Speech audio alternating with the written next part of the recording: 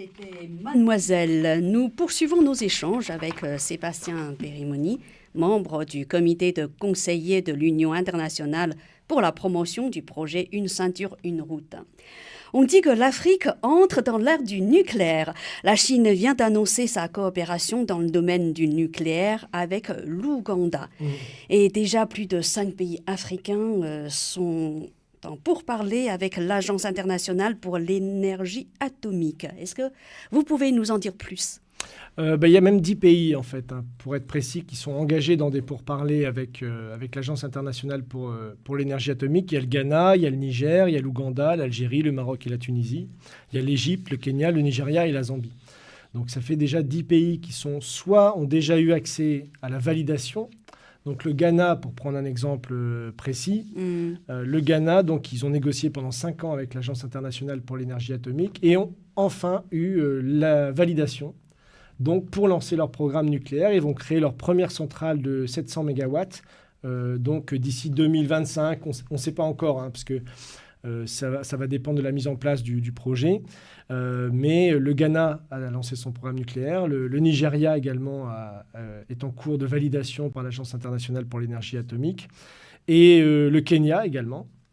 Donc, qui construirait sa première centrale en 2023 ou 2027, selon également quelques dossiers qui sont encore à régler.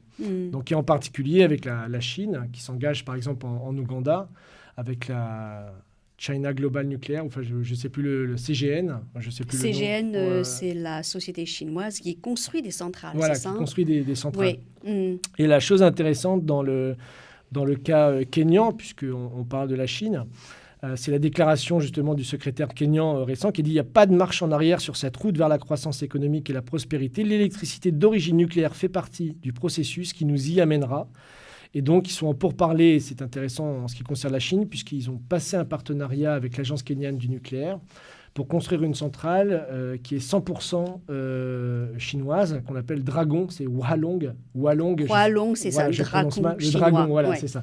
Donc une centrale 100% chinoise qui serait construite au Kenya d'ici 2025. Donc ça, c'est un des exemples concrets. Il y a l'Égypte qui travaille, il faut le dire, plus avec la Russie sur ces questions du nucléaire.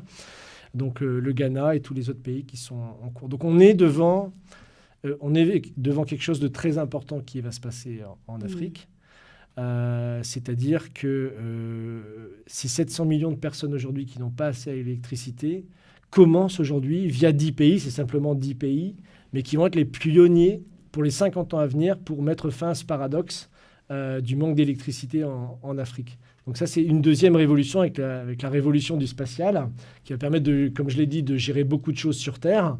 Là, le nucléaire également va être une nouvelle révolution dans les 10 à 25 ans qui viennent en Afrique. Donc c'est très choquant, je dis ça, ça peut paraître naturel, mais vous dites ça aujourd'hui en France, que l'Afrique va développer des centrales nucléaires, vous avez les gens qui sautent au plafond.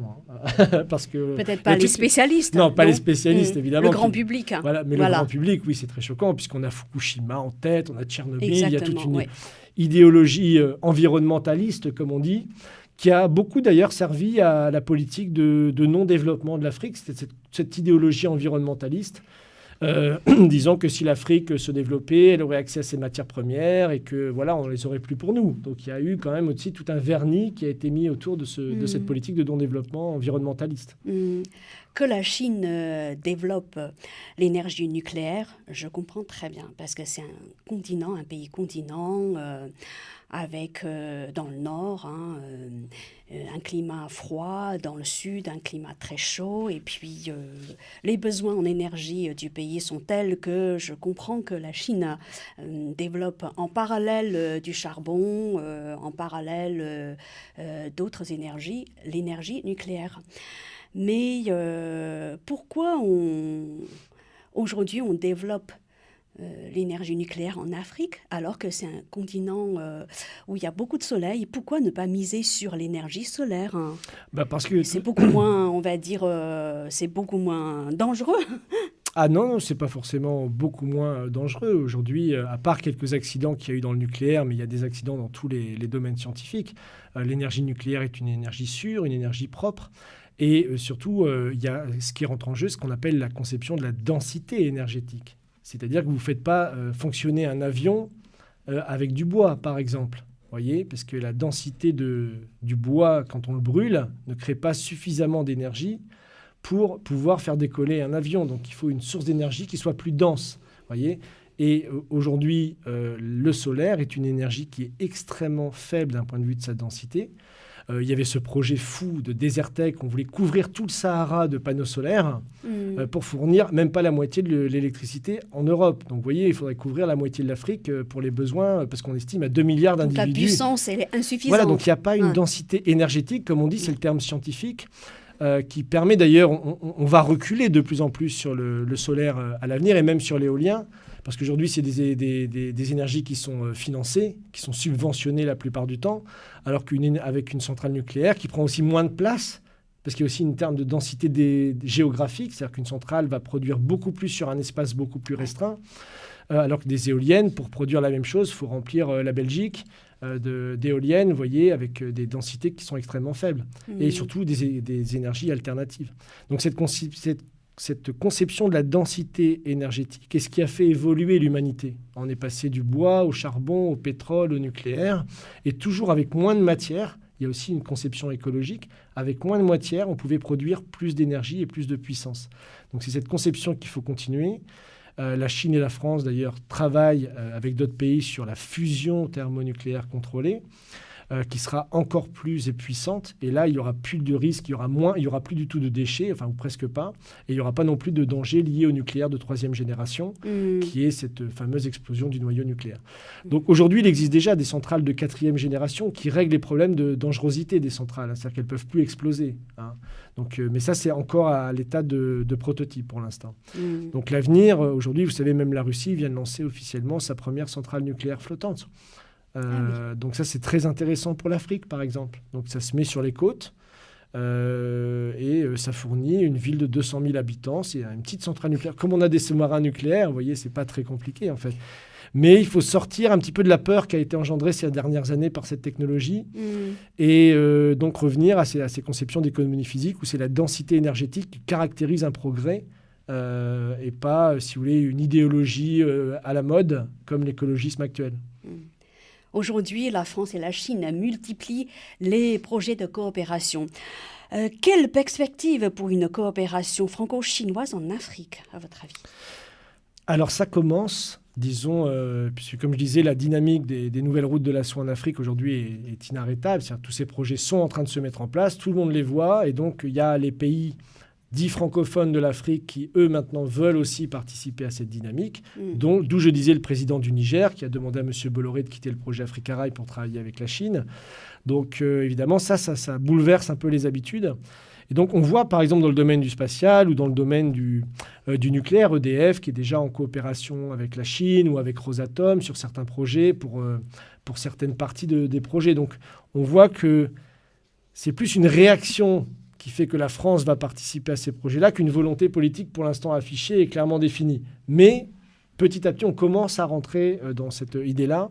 La Chine vient même de faire un barrage hydroélectrique en Côte d'Ivoire, par exemple, ce qui est paradoxal puisque c'est un pays où la France est là depuis toujours et n'a jamais réalisé ce barrage. Mais disons, la France recule ou disons ouvre un peu quelques portes à la coopération franco-chinoise. Il y a même un fonds qui a été créé à la Caisse des dépôts et consignations, un fonds d'investissement en pays tiers, comme on dit, qui est sino-français ou franco-chinois, pour le développement en pays tiers, en particulier l'Afrique. La Chine proposait de mettre 100 milliards dans ce fonds, mais pour l'instant, la France a mis très peu et donc on attend que ça se soit financé. Mais bon, disons, les structures commencent à être mises en place, mais elles ne sont pas encore fonctionnelles. Le retrait français par rapport à l'avancée de la Chine sur le continent africain, est-ce que cela s'explique essentiellement par un problème financier ? Non, c'est plus un problème idéologique, je pense. C'est-à-dire qu'aujourd'hui, la France a voulu maintenir en Afrique une forme d'hégémonie politique en contrôlant la monnaie. Il faut savoir qu'il y a quand même 14 pays africains qui sont sous tutelle du franc CFA, qui est une monnaie qui est contrôlée par le Trésor public français. C'est-à-dire que ces 14 pays africains, c'est quand même 200 millions de personnes, n'ont ni accès à leur crédit, ni accès à leur déficit, ni accès à leur politique monétaire, ni budgétaire. Donc voilà, c'est quand même un paradoxe dans le monde, si vous voulez. Quand vous expliquez ça à notre pays, il ne comprend pas. Ça ne devrait pas exister. Donc il y a un débat aujourd'hui sur le franc CFA qu'on a essayé d'ouvrir, mais qui s'est très vite refermé, puisque évidemment, il y a une volonté très forte de ne pas aller dans cette direction-là. Donc il y a encore énormément et malheureusement beaucoup de réticences d'un changement, disons, de la politique française et de ce qu'on appelle la France-Afrique, à justement saisir les opportunités qui sont présentes aujourd'hui avec l'arrivée des projets chinois et aussi avec l'arrivée, et j'insiste sur ce point, l'arrivée de nouveaux dirigeants africains qui veulent changer la donne et qui poussent la France à changer la donne. Ils veulent continuer à travailler avec la France, mais sur des nouvelles bases. Et ça, pour l'instant, la réponse se fait attendre. Est-ce que vous allez souvent en Chine ? Moi, je suis jamais allé en Chine. Ah. Donc, voilà, j'attends... Et pourtant, vous vous intéressez au projet Nouvelle Route de la Soie. Soie. C'est un projet qui me passionne, bien sûr.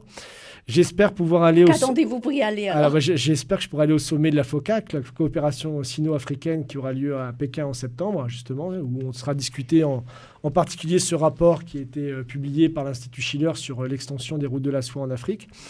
Donc voilà, mais on peut s'intéresser aux choses. Vous savez, il y a plein de gens qui s'intéressent à l'espace et qui n'y sont jamais allés. C'est pareil, c'est une passion. C'est pareil.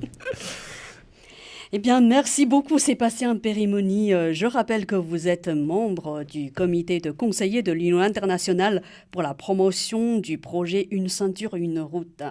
L'information continue avec l'émission Le Monde bouge, la Chine avance. Merci.